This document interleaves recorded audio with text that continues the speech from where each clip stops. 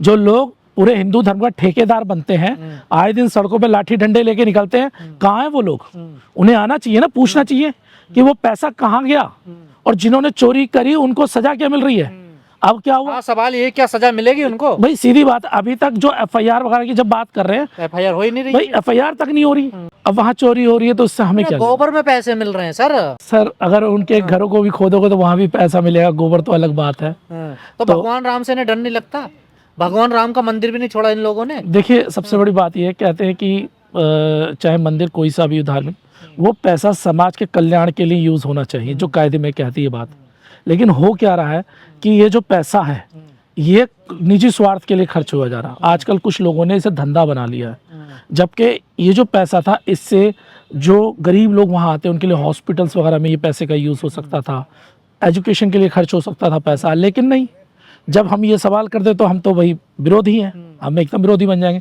लेकिन क्या ये सवाल बनता नहीं है कि जब वही पैसा, चढ़ावे का पैसा बंदा चोरी करके अपने घर में अपने स्वार्थ के लिए यूज कर रहा है, प्लॉट खरीदे जा रहे हैं, बता रहा, प्लॉट खरीदे जा रहे हैं। आप एक सिंपल सा उदाहरण बता रहा हूँ, किसी भी पुजारी जिसने संत को, जब हम बात करते हैं संतों की, संत तो सब कुछ त्यागता है, लेकिन आज के जो संत हमारे बने पड़े हैं वो त्यागते नहीं है, वो मांगते हैं। तो ये सब दिखावा है, आस्था उस्ता सब दिखावा, सब पैसे का खेल है। सब दिखावा नहीं होता तो फॉर्च्यूनर में क्यों घूमते हैं ये बताइए? क्यों जरूरत है 10-10 बॉडीगार्ड लेके चले? क्या पुराने जो संत होते थे क्या उनके पास ऐसी व्यवस्था होती थी? भाई पुराने समय में बैलगाड़ियां वगैरह चलती थी ना, तो क्या वो संत उन पे चलते थे? नहीं, वो पूरा जीवन त्याग कर वो सीधा साधना में लग जाते थे। लेकिन आज के एक बहुत बड़ा तबका जो है, एक बहुत बड़ा, सभी संतों को नहीं कह रहा हूँ, लेकिन एक बहुत बड़ा तबका ऐसा है जो सिर्फ ये जो चढ़ावे के नाम पर या मंदिर धर्म के नाम पर सिर्फ चढ़ावे को अपने हाथ में लेना चाहता है और उससे सुख सुविधाएं भोगना चाहता है।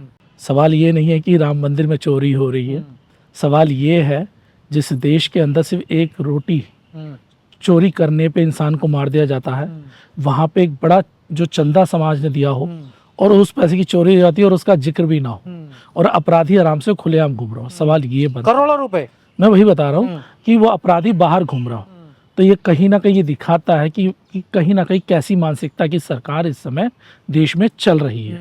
अगर सरकार ईमानदार होती, जो बार बार ये हम देखते हैं जब भी चुनाव आते हैं उत्तर प्रदेश या देश के अंदर, तो हिंदू मुस्लिम की लड़ाई करके दिखाते हैं और जो धर्म की आज आवाज़ उठाते हैं, मुसलमानों के खिलाफ लड़ते हैं। क्या आपने किसी भी एक व्यक्ति का बयान उस चोरी के ऊपर देखा? एक भी किसी का? चाहे कोई सा बोल रहे हैं, धीरे धीरे आ रहे हैं साधु संत सामने। नहीं, साधु कह रहे हैं इन्होंने राम भी ना छोड़ा। देखिए कुछ साधु संत आ रहे हैं, लेकिन एक हकीकत ये कि जो सबसे बड़ा समुदाय के जो संत वगैरह बने पड़े हैं, क्या उनकी आवाज अभी तक आई? ऐसी तो कोई अभी तक आवाज नहीं आई है। तो ऐसी स्थिति में आप समझिए कि वहाँ क्या हालात है। भाई जब ये राम मंदिर बना था तब बहुत सारे एक सवाल बने कि भाई ये जो राम मंदिर है इसका हम स्वागत करते हैं, लेकिन दलितों को वहाँ क्या मिलेगा? ये बात हम बार बार उठाते रहे कि वहाँ पे जो दुकानें होंगी वो किन की होंगी? क्या दलितों को वो दुकानें दी जाएंगी? नहीं दी गई ना। 100, 200, 1000, 2000 की बात नहीं, तो करोड़ों का मामला बताया जा रहा है। देखिए उस पर और सोना चांदी जेवरात हीरे जेवरात सब कुछ गायब कर दिया उन्होंने। तो देखिए ऐसा अभी जो खबर आई है उससे बहुत कुछ निकल के सामने आता है। इससे पता लगता है कि कौन लोग चोर हैं।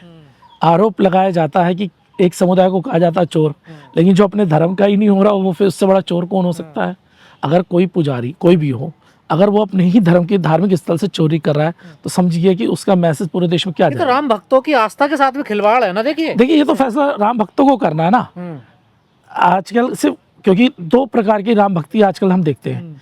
एक राम है जिसका निरंकार है, जिसके लिए लोग बात करते हैं, जो कभी द्वेष भावना में नहीं रहता, और दूसरे एक राम इन्होंने बनाए हुए जिसमें आपसी सौहार्द नहीं मजबूत करते ये लोग, और इसे सिर्फ चंदा उगाई का एक धंधा बना लिया राम के नाम पे। आजकल देखते नहीं क्या 4 दिन आप अभी हमने पीछे देखा था जब कांवड़ यात्रा निकल रही थी, उस कांवड़ यात्रा में कुछ लोगों ने अपना संगठन बनाया, राम के नाम से संगठन बनाया, कांवड़ यात्रा के नाम पे संगठन बनाया।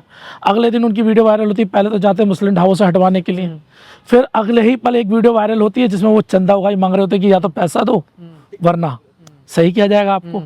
तो समझिए ना कि धंधा तो बना ही दिया है ना इसमें, और उन्हें राम से ही आस्था से कोई मतलब नहीं है। वो आस्तिक, तो राम भक्तों को सवाल करना चाहिए जिन्होंने पैसा चोरी करा। सवाल तो ये है, ये तो सवाल है, यदि आप असली राम भक्त हैं तो आपको सवाल करना चाहिए। लोग कह रहे हैं एफआईआर कीजिए, वो एफआईआर तक करने को तैयार नहीं है। क्योंकि आप समझिए अगर वहां पे एसआईटी बैठा रहे हैं, अगर वहां पे प्रशासन ये कह रहा है कि हम अब जांच कराएंगे, जब ये बात पहले राहुल गांधी के माध्यम से पहले बात निकली थी, अखिलेश यादव के माध्यम से बात निकली थी, तो जब ये बात आई तब तो मजाक उड़ाया गया था, चाहे गोदी मीडिया के लोग ही या भारतीय सरकार भारतीय जनता पार्टी के जो लोग हैं वो सारे मजाक उड़ा रहे थे। लेकिन जब उसमें जांच कमेटी बैठी तो उसमें साफ दिखाई दिया कि हाँ पैसा चोरी हुआ है। और जो लोग पहले इन दलों को गालियां दे रहे थे, अब वो लोग कह रहे हैं कि भैया हम जांच कराएंगे। अरे जांच तो होती रहेगी, अब जांच तो होगी, लेकिन जिनके घरों से पैसा निकला उन पे एफआईआर तो दर्ज करो। तो सारा ध्यान जनता का हिंदू मुस्लिम मंदिर मस्जिद में रहेगा, इधर राम मंदिर में चोरी हो रही है। तो सरकार का यही तो काम है भाई, आप सरकार से एजुकेशन मांग लो। सरकार क्या कि हिंदू मुस्लिम, ठीक है, मुसलमान हमारा हक खा रहे हैं, आप उनसे स्वास्थ्य की बात कर रहे हो, वो कहेंगे मुसलमान हमारा हक खा रहे हैं। उसके बाद आप किसी भी चीज को रोजगार की बात कर लो, वो कहेंगे मुसलमानों ने हमारे देश का बेड़ा गर्क कर दिया, वो इस तरह की बात करेंगे। आप उनसे ये कहो ना अगर हमारे एग्जाम सही तरह करा लो तो भी वो हिंदू मुस्लिम की बात करेंगे। तो आप समझिए उनकी राजनीति ही इस पे है और साइड में गलत काम उनके चल रहे हैं। ये जो हिंदू राष्ट्र बनाने की बात करते हैं, हिंदुओं को सुरक्षित करने की बात करते हैं, हिंदू धर्म बचाने की बात करते हैं, अब कहाँ है? क्या जाएंगे अयोध्या? ये सवाल करेंगे, जवाब पूछेंगे, क्यों चोरी हो रही राम मंदिर में? ये मैंने अभी आपके माध्यम से बोला, वो कहाँ हैं लोग जो सड़कों पर डंडा झंडा लेके आए दिन हिंदुत्व का झंडा लेके सड़कों पर उतरते थे, और जो मुस्लिम भाई अपनी ईमानदारी से काम कर रहा है, सड़क पर जा रहा है, उस पर हमला करते थे, धर्म के नाम पे ही करते थे ना। और अब उनके धार्मिक संस्थान से पैसा चोरी हो गया, समझिए, सरेआम चोरी हो गया। और कोई ऐसे छोटे मोटे मंदिर से नहीं, उनके जिसे कहते थे हमारा आस्था का प्रतीक है वो, नहीं, चोरी कर कौन रहा है? जो मंदिर में रहने वाले लोग, जो वहां के लोग हैं, उन्हीं के घर से पैसा, जिनके घर से पैसा निकला, चोरी तो उन्होंने की है। दूसरा बंदा तो चोरी करने नहीं जाएगा भाई। कोई कह दे कि दलित समाज वहां चोरी कर रहा है तो पॉसिबल ही नहीं है, क्योंकि दलित समाज ना कमेटी में है ना कहीं है। इसी तरह जब ओबीसी समाज में, तो जो पुजारी हैं जो कमेटी में है वही तो लोग हो सकते हैं, बाहर तो नहीं। मैं यही तो बता रहा हूँ। अब एक मैंने सुना कि किसी यादव समाज के किसी बंदे के ऊपर एफआईआर कराने की बात चल रही है। अब एक बात आती है, जो बंदा कमेटी में नहीं है, जो संस्था में नहीं है, जो पुजारी नहीं है, उस पे आप एफआईआर करने की बात कर रहे हो। और जो कमेटी में है भाई, कार्रवाई तो कमेटी में होनी चाहिए थी ना कि पैसा चोरी कैसे हुआ। बिना कमेटी के संरक्षण के तो नहीं निकल सकता पैसा। जब सीसीटीवी कैमरे हैं, सब निगरानी में है सर, देखिए पैसा पूरा निगरानी में रखा हर टाइम पुलिस वहां रहती है, हर टाइम क्या कहते हैं सीसीटीवी चालू रहता है वहां पे, सारी एजेंसियां वहां लगी हुई हैं। फिर पैसा निकल रहा है तो अकेला बंदा तो निकाल नहीं सकता जिसके घर से प्राप्त हुआ है। तो कहीं ना कहीं अंदर जो कमेटियां बनी हुई वो भी इसमें सम्मिलित है। आज देखिए बात यह है कि आज रकम आप करोड़ों की कह रहे हैं, क्या पता इससे बड़ी रकम अंदर बाहर गई हो, कहीं 100 करोड़ चला गया हो, कोई तो 200 करोड़ भी कह रहा है, क्योंकि अंदर कमेटी निकाल के दे रही है। ये तो पकड़ा गया है, जो पकड़ा गया है वही तो आप बता रहे हो ना। और याद रखिएगा, ये जो कमेटियां होती हैं अगर ये गलत हो गई और ये पैसा निकलवा रही है जिस तरह से ये पकड़ा गया है, तो समझिए कि उन्होंने कितना बड़ा घोटाला किया हो। तो मैं तो चाहता हूँ ये जो इतनी कमेटी बनी हुई है इन सब के ऊपर एफआईआर दर्ज होनी चाहिए, जेल में डालना बना दी। अब जांच होगी, देखिए एसआईटी की जांच अब 6 महीने चल जाएगी। आए दिन किसी मामले को दबाने के लिए नया मुद्दा सरकार लेके आ जाती है। भाई अगर आप कुछ बात करोगे, अगला मुद्दा ले आएंगे, आप भूल जाओगे कि क्या हुआ क्या नहीं हुआ। ये तो जनता भी जानती है। भाई सवाल वहां पे ये निकलता है कि क्या सरकार की नीयत ईमानदार है, सरकार उन पे कार्रवाई करना चाहती है। अगर करना चाहती तो एफआईआर करती, सीधा गिरफ्तारी करती। भाई साहब इस देश के सिस्टम में एक बात बताऊं आपको, अगर यही काम किसी मुस्लिम या दलित समाज के किसी व्यक्ति ने कर लिया होता तो भाई साहब वहीं जान से मार देते उसको। लेकिन क्या कहानी है कि वो एक वर्ग से जुड़े हुए लोग हैं और वो उन्हें राजनीतिक फायदा देते हैं, इसलिए वो लोग उन पे कार्रवाई नहीं कर रहे हैं। अब हिंदू खतरे में नहीं है? मैं कह रहा हूँ हिंदू तो खतरे में है ही, सबसे ज्यादा भाजपाइयों से खतरे में। अगर सही आस्था वाले लोग, अगर ईमानदार हैं, जो लोग देखते हैं, उन्हें पता है सबसे ज्यादा खतरा जो है जो धर्म की ठेकेदारी करे उनसे खतरा है, और किसी और से खतरा नहीं है। धर्म के ठेकेदारों से खतरा है। वो हिंदुत्व के नाम पे चंदा उगाही और इस तरह के कांड करते हैं, वही लोग करते हैं, दूसरा कोई और नहीं करता। तो मुसलमानों को टाइट करने चले, कांड नहीं यही हो गया। देखिए होता तो यही है, आप दूसरे का घर टाइट करने जाओगे, आपके घर में कुछ लोग टाइट कर रहे होते हैं, उन्हें अपना फायदा भी दिखाई दे रहा होता है। आप मुसलमानों को टाइट करके क्या दिखाना चाहते हो? बताइए क्या करना चाहते हो?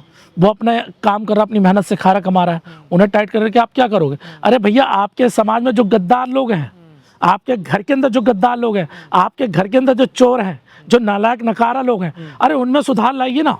उनको तो आप ठीक नहीं करोगे, उन्हें तो आप अपना पापा बना के चलोगे। आपको लगता है जो ट्रस्ट की कमेटी है उसको बर्खास्त करके नए लोगों को लाना चाहिए उसमें? देखिए इनको कड़ी निगरानी में रखना चाहिए पूछताछ के लिए। सिर्फ बर्खास्त नहीं करना चाहिए, मैंने पहले ही बोला, इनको जेल में डालना चाहिए।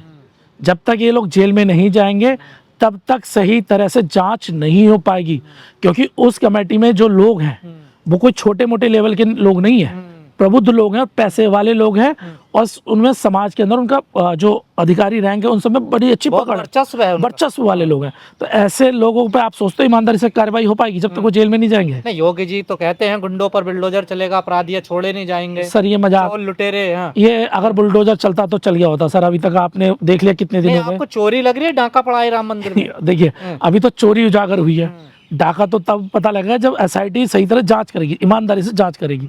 अगर एसआईटी ने मजबूती के साथ जांच कर दी और ये पहले अंदर चले जाए, उसके बाद एसआईटी जांच कर ले, तो ईमानदार से बता रहा हूँ कि वो डाका निकल जाएगा। जैसे अभी 1-2 करोड़ वो कर रहे हैं, वो कई 100-200 करोड़ का घोटाला भी निकल सकता है, कि चोरी भी निकल सकती है। तो आप इसे समझिए कि बहुत ज़्यादा इस समय है, और खासकर उन राम भक्तों से जो राम भक्ति में के नाम पे भाजपा के साथ खड़े या सरकार के साथ गुणगान करने में लगे कि भाई साहब ये लोग चोरों को बचाने वाले लोग हैं, इन लोगों से बचिए। अगर आपको अपने धर्म को बचाना है तो सबसे पहले इनसे बचिए। लेकिन मोदी जी ने कहा था मैं चौकीदार हूँ, तो चौकीदार है तो फिर कहाँ दिक्कत आ रही है देश में, जो इस तरह से माल लूटा जा रहा है राम के नाम पर भी?